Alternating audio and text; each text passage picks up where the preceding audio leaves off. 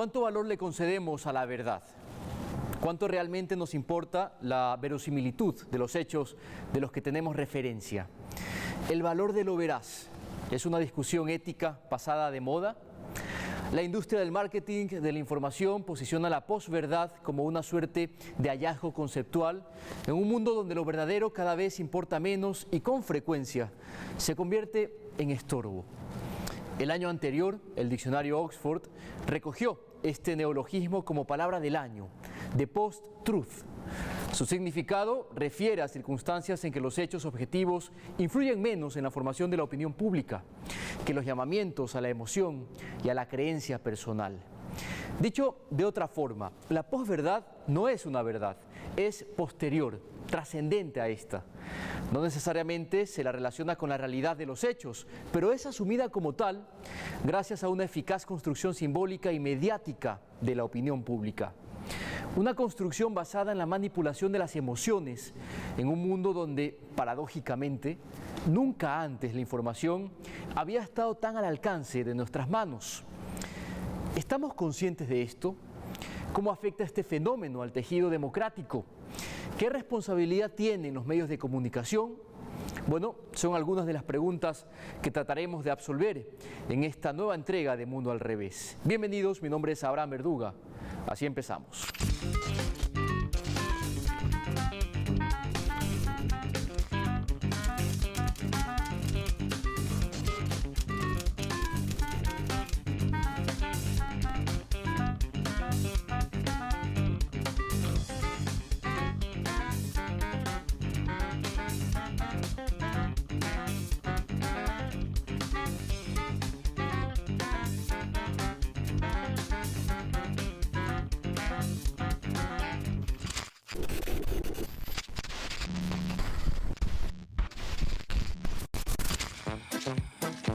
El diccionario Oxford eligió la palabra posverdad como la palabra del año 2016.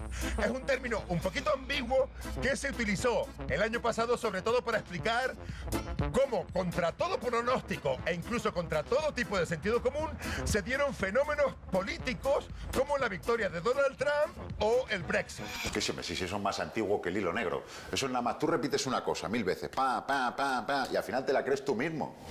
3 weeks ago when I started, I thought he was probably born in this country, and now I really have a much bigger doubt than I did before. His grandmother in Kenya said he was born in Kenya. Básicamente la posverdad es algo que no es verdad, pero que la gente lo cree porque se dejan llevar por condicionantes emocionales y sentimentales. Pero bueno, el neologismo por verdad se refiere a una situación en la que importan más los sentimientos que los hechos objetivos. Pasa mucho, tú piensas que el Oviedo es el mejor equipo del mundo, pero ya les has visto bajar a segunda, luego a tercera y ahora juegan contra el Carpinterías Méndez. Pero a ti te da igual, esto es a tope, soy los mejores. ¡La posverdad! Para el programa de hoy contamos con dos invitados. Emilio Lezama, mexicano, escritor, analista político. Emilio es director de la revista digital Los Hijos de la Malinche, editorialista del Huffington Post y Nouvel Observateur en Francia. Y desde España nos acompaña Mikel Urmeneta, periodista, profesor de comunicación en la Universidad Internacional de Cataluña, articulista del diario digital El Mundo. Muy bien, el tema está planteado. Primero, gracias a ambos. Empiezo contigo, Emilio. ¿Cómo estás? Muy bien, muchas gracias. Con gusto estar con ustedes. Me he topado con este artículo interesante que publicas en El Universal sobre la posverdad, la palabra del año, según el diccionario Oxford. Hablemos de su significado, Emilio. ¿Qué alcances tiene? ¿No es acaso un eufemismo para referirse a las mentiras y a la manipulación instaladas en la cotidianidad? Pero yo diría que mitad y mitad. Yo creo que es una palabra útil para entender un fenómeno que sí estamos viendo actualmente y que por lo menos en la época de los medios de comunicación digitales parece ser una novedad, ¿no? Que es la idea de la construcción de una opinión pública basada mucho más en emociones, mucho más en cuestiones que no necesitan ningún tipo de legitimidad con base en la realidad, que en hechos y datos. Esto no quiere decir que antes hubiéramos una cultura de hechos y datos. Significa que por la misma, digamos, estructura y configuración de los medios de comunicación, durante mucho tiempo había, por ejemplo, editores, había cierto rigor que que hacía que el dato y la información verídica fueran necesarias para poder políticamente expresarte. Es decir, si yo me expresaba políticamente con datos falsos, era, digamos, denunciado por ello por la prensa. Y eso generaba una reacción de la opinión pública negativa. Hoy en día lo que estamos es que existe la mentira, existe la denunciación, pero no hay un castigo de la opinión pública. Hay una impunidad frente a la mentira, que es un hecho nuevo. Entonces la palabra posverdad es una manera de entender dentro de la lógica de la posmodernidad, ¿no? Cómo funciona la verdad para la opinión pública en lo político en nuestros días, y se ha visto claramente este año, ¿no? Para el año pasado. Sin duda, un 2016 signado por fuertes cambios políticos, ¿no? Marcado por giros sorpresivos en el tablero mundial. Miquel, algunos de estos hechos no hubieran sido posible sin la decisión de los ciudadanos, expresada esta decisión en las urnas. Y me refiero particularmente al caso del Brexit y al triunfo de Donald Trump en Estados Unidos. La pregunta es, ¿qué hay detrás de estas decisiones? Porque estos dos hechos son un ejemplo de lo que hoy se conoce como la era de la posverdad. Bienvenido. Muchas gracias por contar conmigo.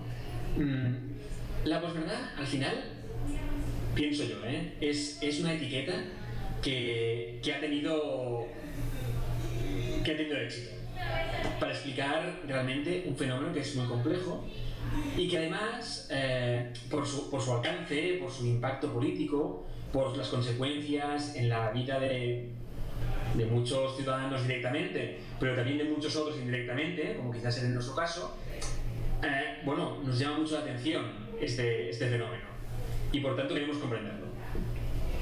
La posverdad surgió, es un nombre que se inventó un periodista norteamericano para designar a los políticos que no creían en el cambio climático a pesar de la evidencia científica.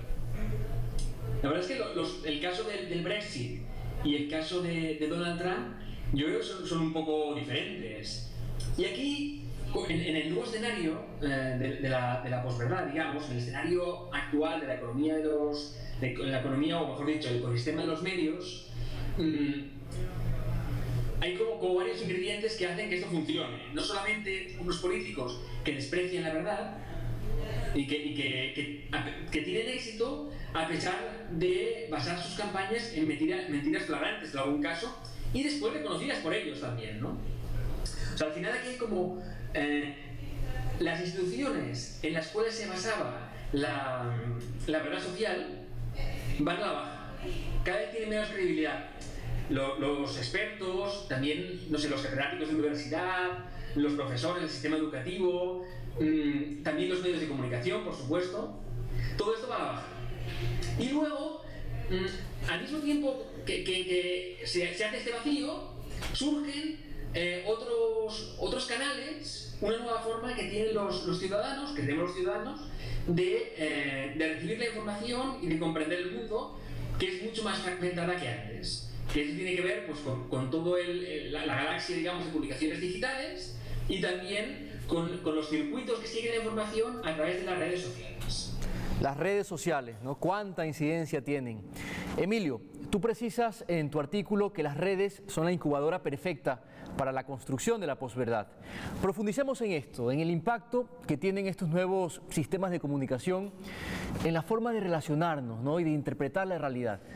Sí, a ver, todo el mundo está hablando de posverdad, es el gran concepto de moda, ¿no? El diccionario Oxford nombró el concepto del año pasado, la palabra del año pasado, y han habido muchos artículos, y a mí lo que me interesaba era decir, a ver, si nosotros nos empezamos a dar cuenta de cómo, de los sistemas de comunicación que estamos utilizando, nosotros nos vamos a dar cuenta que estamos creando un sistema configurado perfectamente para la mentira. Y en eso se basa las redes sociales, ¿no? O sea, las redes sociales construyen un aparato en el cual la mentira es mucho más valiosa que la verdad, porque lo que importa es la inmediatez, es subirse en el tren del hashtag, subirse a la velocidad necesaria en los diferentes temas. Entonces no importa la verdad, no importan los datos. Yo conozco casos en Twitter, donde la gente de pronto diga, perdón, me equivoqué. No hay lugar para las segundas oportunidades, no hay lugar para las verdades, de segundas verdades. Y generalmente, si vemos la historia de la humanidad, la verdad y la realidad no llega a la primera, ¿no? Entonces, estamos creando sistemas de perfiles falsos, perfiles de marca, en el cual, pues, evidentemente, la mentira o la no verdad o la hiper realidad empiezan a tener mucho más auge, y entonces construir un mundo muy propicio para que llegue un político y se aproveche, ¿no? La posverdad llevada a la política. Detengámonos ahí, es precisamente el punto que quería tocar. ¿Cuán peligroso puede ser esto, Emilio? Digamos que esta suerte de relativismo de la verdad es un presupuesto aceptado cada vez que nos enfrentamos a las redes sociales. Sin embargo, cuando hablamos de la posverdad como un recurso político, como una forma de hacer política, la construcción de matrices de opinión a fuerza de retweets, personajes fabricados, etc., ¿no estamos entrando a un juego maquiavélico? Sí, a ver, yo lo que planteo es que si uno toma, por ejemplo, Facebook, el algoritmo es muy claro. El algoritmo es, vamos a crear un algoritmo espejo. Es decir, en Facebook tú ves solo lo que tú quieres ver, solo lo que te representa a ti, nada más. En Twitter tú tienes un mundo de verdades muy breves y muchas veces falsas, o sea, de inmediatez. Tiene que ser todo rápido, y tiene que ser sexy, y tiene que tener una buena frase. En Instagram tú creas marcas de ti mismo, ¿no? Creas imágenes. Entonces, si tú unes estos elementos, pues tú lo que estás creando es un personaje como Donald Trump, ¿no? Que basa su campaña en espejos, ¿no? En una propuesta espejo, en la marca, ¿no? Y en la inmediatez. Y entonces estamos ya, digamos que las redes sociales estrecharon el camino para que, o allanaron el camino para que pudiera llegar la política de la posverdad. Y por supuesto que cuando llega la política se vuelve más preocupante, pero únicamente se vuelve más preocupante porque cuando uno está en Twitter y uno está en Facebook, hace política de todas formas. No es que la política esté separada, la política se está construyendo porque la opinión pública, el debate público se hace hoy en día en redes sociales. Y lo que está pasando es que llega un candidato, llega un político y aprovecha eso, digamos que lo sabe utilizar a su favor. Entiende que en este mundo ya no importan ciertos valores que antes importaban porque lo ve en las redes sociales. Y yo te pongo un ejemplo muy claro. Cuando nosotros nos manejamos en redes sociales, no nos manejamos de acuerdo a nuestra realidad. Nos manejamos de acuerdo a la marca que queremos construir de nosotros mismos. Somos mercadólogos nosotros mismos. Escogemos evidentemente la mejor foto, la foto del mejor ángulo, que además demuestre algo que queremos enseñar. A lo mejor que somos muy deportistas, no necesariamente somos muy deportistas, a lo mejor tenemos otros dados, pero queremos demostrar algo, al igual que Pepsi, Coca-Cola, todas las marcas muestran algo. Nosotros estamos creando nuestra marca y vendiéndola en busca de seguidores, en busca de aprobación, en busca de envidia. Entonces, ¿pero qué pasa cuando tú vives a la merced del producto, a la merced de la marca? Que la marca siempre responde a emociones, no a racionalidad. Yo no conozco una sola marca en el mundo que funcione de acuerdo a la racionalidad. Lo que quiere es mover emociones en la gente. Entonces estamos construyendo un mundo donde las personas y los individuos ya también estamos sujetos únicamente al mundo de las emociones, ¿no? Entonces nos vendemos como emociones, no solamente las marcas, sino nosotros, y entonces llega un político que dice, si nos vendemos como marcas, entonces la mejor cosa que podemos hacer es apelar justamente a esa emotividad y construir una marca para conquistar este mundo de emociones y no de raciocinio o de verdades o datos. La verdad sustituida por la eficacia. Claro, por la eficacia, por un método que comunica impunemente. La única diferencia entre el mundo actual y el mundo anterior, los políticos siempre han mentido, pero la única diferencia es que antes no eran impunes ante la mentira. Había una denunciación de la mentira que les causaba, digamos, políticamente tenía estragos. En el mundo actual ya eso no sucede, por lo menos no lo vimos el año pasado. Entonces, eso se debe a que le hemos restado el valor a la verdad, a los datos, ¿no? O sea, lo único que podemos concluir es que hemos restado el valor de los datos y la verdad. Entonces, pues evidentemente hay políticos que aprovechan eso. Y lo interesante es que los otros políticos no saben cómo combatirlo porque siguen enfrascados en esta construcción antigua de tiene que ser verdad, tiene que ser dato. Entonces, ¿cómo paras a un candidato, cómo paras a una política, cómo paras a una idea que no está basada en la verdad y que a la gente no le interesa que esté basada en la verdad? ¿Por qué consiguen tanto éxito estas mentiras? Miquel, ¿es acaso la imposibilidad de confrontarlas inmediatamente? Como ocurre, por ejemplo, en una entrevista, ¿no?, como la que estamos haciendo en este momento. En el caso de Trump, veíamos cómo enviaba mensajes a cualquier hora de la madrugada desde sus cómodas y seguramente muy privadas habitaciones, ¿no? Lo hacía desde la unilateralidad de Twitter, como cómplice. Y bueno, luego su auditorio no tardaba en reproducir todas estas falsedades que, a fuerza de insistencia, terminaban convirtiéndose no en verdades, sino en posverdades. ¿A qué le atribuyes el éxito de estas nuevas formas de transmitir? Bueno, aquí yo creo que con muchos elementos realmente. Y al final, desentrañar los motivos que llevan a que un candidato sea elegido es quizá, bueno, pues un ejercicio muy complicado. Lo que dicen, más o menos, es que, bueno, ahora los electores, los auditorios, agradecen más los mensajes emotivos que no los racionales. Y compraron el mensaje de Obama cuando les vendía esperanza. Y compraron el mensaje de Trump cuando les vendía rabia.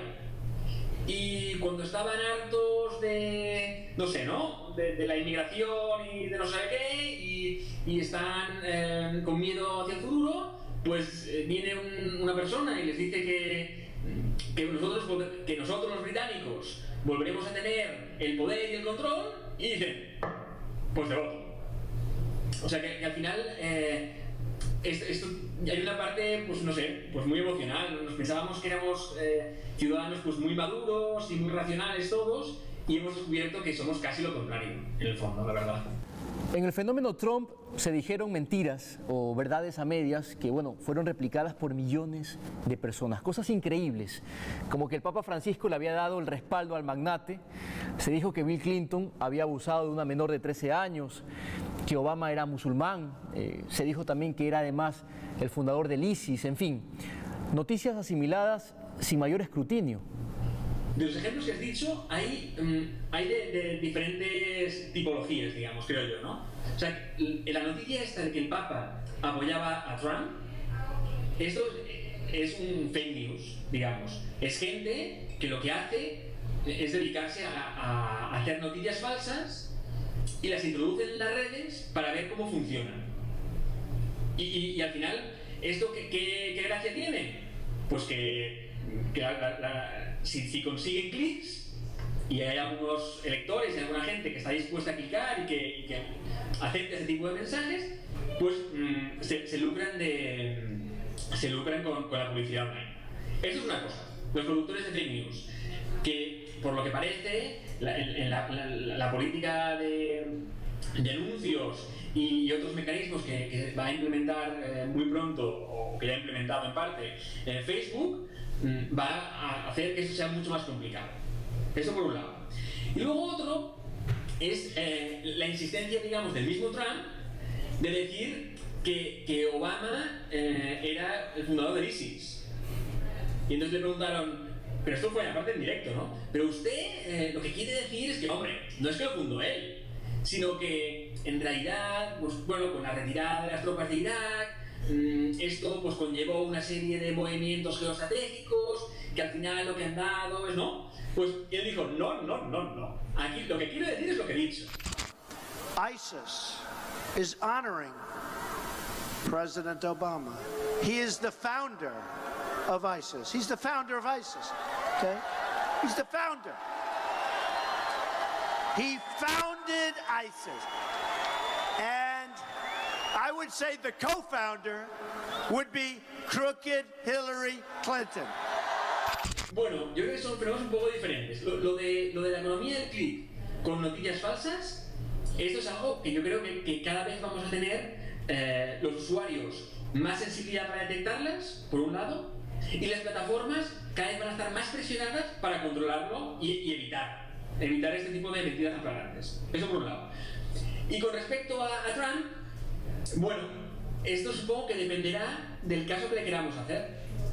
Si al final, no sé, esto genera mucha indignación, por ejemplo, seguramente esta persona seguirá, porque al final indignar al auditorio es una forma muy fuerte, muy potente de manipularlo también. Emilio, ¿qué opinas de los medios de comunicación, los tradicionales? ¿Crees que tengan alguna responsabilidad en la amplificación de estas mentiras? Sí, por supuesto, tienen una responsabilidad grande, por supuesto. Una de las responsabilidades que tienen, por ejemplo, los medios escritos es que han, digamos, desdeñado el papel del editor, y lo han hecho por una razón muy sencilla, que es que si sale, el editor tarda en leer el texto, en verificar los datos, y ya para la hora en que lo verificó y lo revisó, pues ya es 5 minutos demasiado tarde para que alguien informe. En un mundo de inmediatez, velocidad, ¿no? La verdad es una cuestión secundaria. No es un daño colateral, digamos, de la enunciación, pero que no es, digamos, el objetivo. Entonces, pues, muchos periódicos, muchas revistas han eliminado sus editores, han buscado sacar la información lo más rápido posible, y entonces, evidentemente, ahí caen en la misma trampa. Y las televisoras, bueno, las televisoras no solamente han construido posverdades, lo hemos visto, por ejemplo, en la carrera presidencial en Estados Unidos, donde si tú analizabas las noticias de un canal como Fox, o incluso de otro canal como CNN, tú te das cuenta perfectamente que no había ahí más que una ideología muy segmentizada a un candidato, no una construcción real de la noticia o el análisis. Pero además de ello, hay un gusto y un interés por esto, te voy a decir por qué. Porque la posverdad en la política se parece de manera peligrosa y de manera, para mí, pero de manera interesante para ellos, al entretenimiento de Hollywood, al mundo del entretenimiento. Entonces, en la medida en la que se parece al mundo del entretenimiento, que el mundo del entretenimiento es pura, la verdad, porque obviamente si tú vas a ver una película, no quieres saber, no te importa si es posible que los aliens lleguen a la Tierra o no, o que el meteorito choque contra la Tierra o no, o que haya una nave como la de Star Wars. Tú no vas al cine a buscar realidad, tú vas al cine a buscar entretenimiento. Y cuando la política se empieza a convertir en entretenimiento, se empieza a aparecer, y el público empieza a solicitar entretenimiento y no necesariamente verdad, entonces a los medios televisivos eso les atrae mucho, porque les construye una posibilidad muy grande, muy amplia de entretenimiento, y así fue como lo tomaron en la campaña de Trump. Yo creo que habrá que revisar, después de unos años, tenemos la tarea de revisar muy meticulosamente el papel de las televisoras en la reproducción del mensaje de Trump, que creo que estaban tan enamoradas, no del mensaje de Trump, sino del éxito que tenía el mensaje de Trump como forma de entretenimiento, que lo empezaron a reproducir y a agrandar y a construir, y finalmente construyeron un Frankenstein que ya no pudieron detener ellas mismas, ¿no? Crearon un Frankenstein y luego no lo pudieron detener, y eso es justamente un fenómeno que va a seguir sucediendo hasta que no nos demos cuenta de que tienen una responsabilidad los medios de comunicación, y tienen una responsabilidad importante, y no el entretenimiento y la noticia no pueden ser parte de lo que... Ahora, el engaño siempre ha existido, ¿no? Pero antes todos decían luchar contra él. Hoy, por el contrario, se empieza a cultivar como una buena técnica profesional, ¿no? Este revoltijo de trampas de lenguaje, basados muchas veces en el sensacionalismo, los sobreentendidos, la insinuación, la alusión, los eufemismos. ¿Qué responsabilidad tienen para ti, Miquel, los medios de comunicación en todo esto? ¿En qué momento la rigurosidad dejó de ser tan importante? Bueno, yo creo que este es como quizá el tema quizá más interesante de todo este debate, la verdad.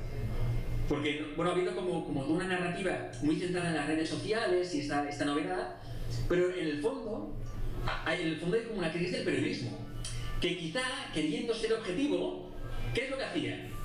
Y esto se ha criticado mucho, ¿no? Y bueno, sobre el Brexit, por ejemplo, tú hablas de Trump, pero sobre el Brexit hay un ejemplo que es muy claro, que dice, a ver, hay 50 premios Nobel de Economía que dicen que el Brexit va a ser un desastre. Y hay un tío iluminado que dice que no. Pues ¿qué hace la BBC? Pues le da 5 minutos a los 50 premios Nobel y 5 minutos al iluminado. Porque claro, hay que balancear, hay que ser equilibrados, ¿no? Bueno, yo creo que la posverdad, digamos, esta crisis en la cual estamos, nos va a hacer reflexionar, nos está haciendo ya reflexionar, en primer lugar, también a la profesión periodística en sí misma, sobre cuál es su relación con la verdad y hasta qué punto sus rutinas, las viejas rutinas, digamos, nada que ver con internet, ¿no? Las viejas rutinas no habían sido quizá pues malas, quizá desde hace mucho tiempo, y ahora hace crisis, ahora es demasiado evidente que no puede seguir funcionando así.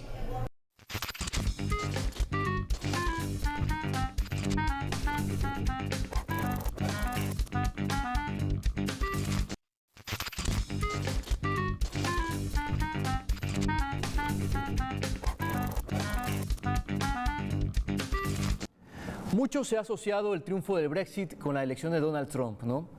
Digamos que son los dos ejemplos más paradigmáticos del 2016. ¿Qué tienen en común estos hechos, Emilio? Para mí tienen que ver una reacción de la, digamos, de la llamada periferia contra el centro. Para mí eso tiene ese punto en común. Te lo explico rápidamente. Durante mucho tiempo en las sociedades existió una pugna entre la ruralidad o la provincia y el centro, ¿no? La capital contra la provincia. Eso es muy evidente en Francia, en Estados Unidos, la costa este y la costa oeste contra toda la parte central, ¿no? Hay esta pugna. ¿Y qué está pasando? Que en el mundo están separando una brecha muy importante entre aquellos que se consideran globales, o sea, los beneficiarios de la supuesta globalización, y aquellos que no ven los beneficios en la supuesta globalización. Entonces, las ciudades globales, aquellas personas que se consideran parte de este mito de la globalidad, parecen triunfar en este mundo, y ante ello hay una reacción, una rebelión de toda la periferia, de todas estas partes que no se sienten parte de este proceso, que sienten que el proceso los afecta a ellos. Sea esto cierto o no, porque eso no importa, es la sensación de que están siendo usurpados, y la única correlación que ellos tienen es: a mí me están hablando de globalización todo el día, entonces el enemigo tiene que ser la globalización, ¿no? Esa es la asociación que se construye. Entonces, de pronto, a través de estos sistemas democráticos, digamos que la periferia se da cuenta de su poder, porque dice: somos muchos, y somos más, y podemos triunfar. Y entonces empiezan a triunfar estos mensajes. Para mí, si uno ve los mapas del triunfo de Trump en Estados Unidos, y si ve los mapas del triunfo del Brexit en el Reino Unido, uno se da cuenta que los polos globales, o sea, las ciudades, las grandes capitales, Londres, Nueva York, Los Ángeles, San Francisco, no votaron a favor ni de Trump ni del Brexit, sino que lo hicieron justamente aquellos lugares que se consideraban periferias. Es, digamos, la rebelión de la periferia contra la idea de globalización, y el gran triunfo de la periferia, realmente, ¿no? Que se da cuenta que somos muchos, somos más. Entonces, un mensaje muy claro, me parece, anti la construcción narrativa de la globalización y sus supuestos beneficios. Periferias que van despertando y que no siempre son conscientes de su poder, ¿no? Como en el caso de Colombia, con el plebiscito por la paz. Por cierto, ahí hay otro ejemplo interesante para analizarlo desde la perspectiva de la posverdad, por la cantidad de mentiras y tergiversaciones que se promovieron en la campaña del no. Cuando nos enfrentamos a escenarios como este, ¿no? A estos nuevos escenarios, Miquel, donde las mentiras tienen incidencia directa en nuestras decisiones, inevitablemente debemos cuestionarnos sobre la salud de nuestras democracias. ¿Peligran nuestras democracias? Bueno, yo creo que ahora estamos como cruzando el Rubicón, digamos, ¿no? Estamos en un punto de inflexión. Podemos ir para arriba o para abajo, que pienso yo, ¿eh? Es mi impresión, ¿no? Y porque al final, una de las cosas básicas, digamos, de la democracia es tener una esfera pública sana. Y esto se construye básicamente con los medios de comunicación. Básicamente. O sea, muchas de los contenidos que circulan por redes sociales también los producen los propios medios. O sea, los medios siguen siendo muy importantes. Muy importantes. Y al final, bueno, pues si los medios, digamos, son capaces de recuperar su credibilidad, pero no porque han hecho una campaña de marketing para no sé, ¿no? Para situarse de una forma pues como más creíble delante de la opinión pública, sino porque realmente se han reformado por dentro, seguramente la calidad de nuestra democracia mejorará. Y quizá todos los actores sociales habremos aprendido mucho después de esta crisis. Por el contrario, sí, como parece, ¿no? Si como parece o como podría ser, digamos, los medios de comunicación caen en la trampa, quizá de Trump, ¿no? Que él parece que ha declarado una guerra contra los medios de comunicación. Si ellos acaban siendo una parte, un actor, un contrincante, y dejan su papel, digamos, neutral, de espectador y no sé, ¿no? Como árbitro, digamos, no como un competidor más. Si se meten en esta batalla, quizá realmente pierdan su credibilidad para siempre. De hecho, la credibilidad de los grandes medios ha sufrido un desgaste, ¿no? Y muestra de ello son las encuestas que ellos mismos promovían y que en el 2016 se cansaron de estrellarse una y otra vez. Ahora, ¿no crees, Miquel, que se está usando la posverdad para desacreditar a los resultados eleccionarios? ¿No es esta una forma muy poco delicada de subestimación de los votantes que sugiere que cualquier resultado que no esté a favor del establishment es producto de la estupidez de la gente, ¿no? Un estado de encantamiento o una suerte de hipnosis colectiva? ¿Qué opinas? Opino que puede haber algo de esto y que aquí también diría yo, que una vez más quizá no sé, aquí ha habido como 3 comicios como muy sonados en 2016, ¿no? Uno es las elecciones norteamericanas, otro es el referéndum sobre la paz en Colombia y otro es el referéndum sobre el Brexit. Yo creo que son casos un poco diferentes y yo sin ser, digamos, ni politólogo ni experto en ninguno de ellos. En el Brexit había, bueno, pues un tema económico en parte y un tema legal sobre la gestión de la inmigración. Bueno, pues a las pocas horas de ganar el referéndum, los mismos defensores del Leave, los que propugnaban el Brexit, reconocen que lo que prometieron no se dará. Digamos, aquí hay como una mentira flagrante, ¿no? Esto es como un caso como muy, desde mi punto de vista, claro, ¿no? Eso sería un caso en el cual, bueno, pues parece que no se han respetado las normas de juego limpio en esta votación. En la cuestión de Colombia, yo quizás es el que menos conozco, pero me parece que había unas previsiones de que saldría el sí y pues fue que no, pues sus motivos tendrían.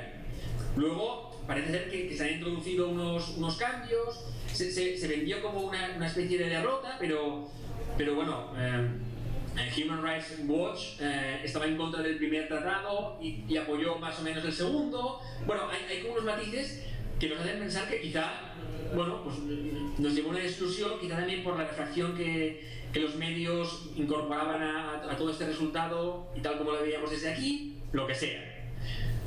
No parece que se diera este engaño, fue una mala previsión. Parecía que la gente hubiera votado en contra de la paz, cuando quizá no era así además. Otro caso es el de Trump. Este hombre, en realidad, no sé, yo creo que tiene un discurso emocional que la gente ha comprado. Y aquí, bueno, más que mentiras, no sabemos lo que va a pasar, pero la gente parece que no estaba de acuerdo con que saliera como una representante del establishment tan clara como Clinton. Al final, Trump también es un poco un representante de otro establishment, no de Washington, pero quizá, bueno, no sé, es difícil. Creo que son casos un poco diferentes, la verdad. Vamos terminando, Emilio. ¿No crees que el neologismo sea una forma peligrosa y hasta elegante de desplazar a vocablos más indignantes, ¿no? Explícitos, como la mentira, la estafa, la falsedad? ¿No son estos sinónimos de la refinada posverdad, de post-truth, acuñado por Oxford?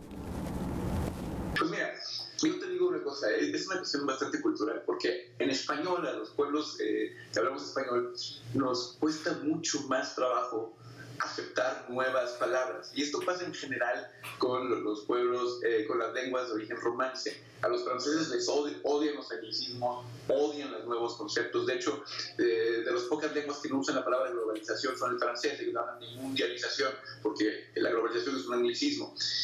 En la lengua inglesa no existe esta reticencia ante la construcción de nuevas palabras, ¿no? O sea, la lengua inglesa crece mucho más rápido y es mucho menos reacia a aceptar los conceptos que la lengua española. De hecho, el concepto del año pasado fue emoji, algo que vamos a ver cuándo lo acepta la Real Academia de la Lengua, ¿no? Entonces, yo creo que son cuestiones primero que nada culturales, porque la lengua inglesa es muy, muy abierta a este tipo de cosas, y nosotros somos como que nos asustamos un poquito más. Sí hay algo sí hay una especie de eufemismo en llamar una mentira posverdad, pero también es cierto que hay fenómenos de la posmodernidad o de la actualidad o de la contemporaneidad, como se quieran llamar, que ya no pueden ser explicados tan fácilmente por conceptos del pasado, porque la posverdad no es necesariamente lo mismo que la mentira o la estafa. Porque la mentira o la estafa tienen un elemento, digamos, inconsciente de denunciación. La mentira misma, la palabra mentira, cuando tú dices algo, te digo, esto es una mentira. No, la mentira significa que te estoy acusando de algo, ¿no? Eso es falso, es una falsedad. Hay una acusación implícita en la palabra. En la posverdad, el fenómeno, no hay una acusación. Ese es justamente el asunto. Que no es que la gente esté asustada o alarmada, no está dándole un juicio de valor categórico. Es decir, no está diciendo lo que me estás diciendo es malo porque no es real, ¿verdad? Es justamente lo contrario. Es la aceptación de la mentira como una normalidad y como una cuestión que no debe de afectar nuestro juicio, porque somos impermeables ante ello.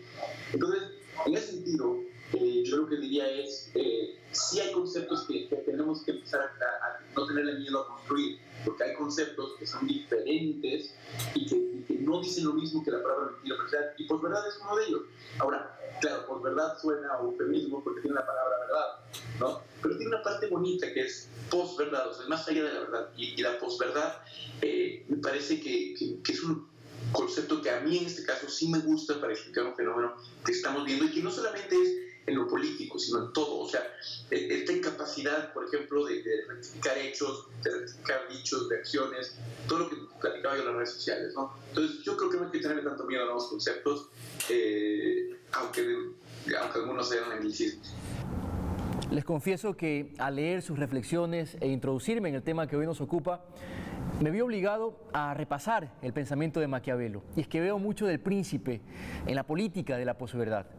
Sostenía Maquiavelo, y lo cito textualmente, que la única preocupación de un príncipe o de un gobernante debería ser la de buscar y retener el poder para, de esa manera, conseguir el beneficio de su Estado, ¿no? Desestimando cualquier consideración ética o religiosa, a las que calificaba de inútiles para los fines deseados.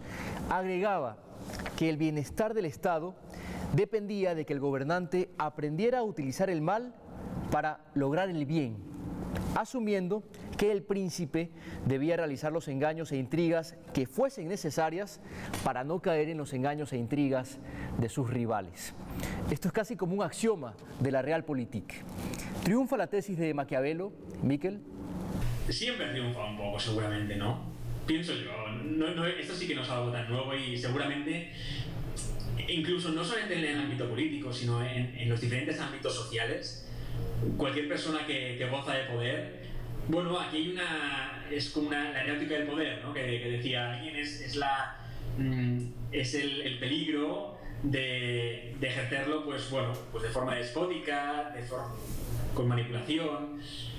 La verdad es que también no sé, tenemos ejemplos de lo contrario también, ¿no? Y el mismo hecho que este fenómeno, llamémoslo por verdad, llamémoslo con algún otro nombre, cause esta desazón, cause esta preocupación, para mí es un síntoma de que no todo está perdido, ni mucho menos, de que aún valoramos el bien común, que aún valoramos algo que pensamos que es verdad o que es más cierto que una mentira flagrante. No todo nos da igual. Y para mí esto es como un signo de que esta situación no tiene por qué enquistarse. Miquel Urmeneta, muchas gracias por tu tiempo. Dios, igualmente. Emilio, gracias también. Gracias a ti, te agradezco mucho. Vamos de inmediato con la reflexión final. Goebbels afirmaba sin dudar que si se iba a mentir, era mejor que la mentira fuese grande, estrafalaria. Así sería más fácil que fuese creíble. En un mundo donde la nueva medida de valor para los medios es la viralidad antes que la verdad o la calidad, es preciso estar bien atentos. Tomarnos el caramelo de la posverdad no es un juego cualquiera porque nos conduce al error y el costo, estará por verse, puede resultar muy alto. La verdad es la verdad y la mentira es la mentira, no hay más. La verdad es lo que representa, con distintos abordajes, si se quiere, la descripción de un mismo objeto. La interpretación de lo que es un perro dependerá de cuál sea el lugar donde se esté tocando al perro. Los relatos pueden variar, sí, pero no van a modificar su esencia. El perro siempre será el perro. La discusión, por tanto, debe centrarse en verdades, no en discursos construidos. La lucha contra la política de la posverdad empieza, sin embargo, a tomar forma. Esto en gran medida ayudado por decisiones como la de The New York Times, que ha renunciado al famoso principio periodístico de dar dos versiones enfrentadas y equivalentes. Hace un par de semanas nada más, el diario tituló en primera página que Trump era un mentiroso. No se trata de decir a la gente lo que debe pensar, explicó el director del diario. Se trata de decir quién miente. Espero que el programa haya sido de su provecho. Nuestro próximo encuentro será el jueves, 22:15, ya lo sabe, por la pantalla de su televisión pública. El súbdito ideal del reino totalitario, escribía Hannah Arendt, no es el nazi convencido ni el comunista convencido, sino el hombre para el que ya no existe la distinción entre hecho y ficción, ni entre verdadero y falso. Será hasta la próxima semana.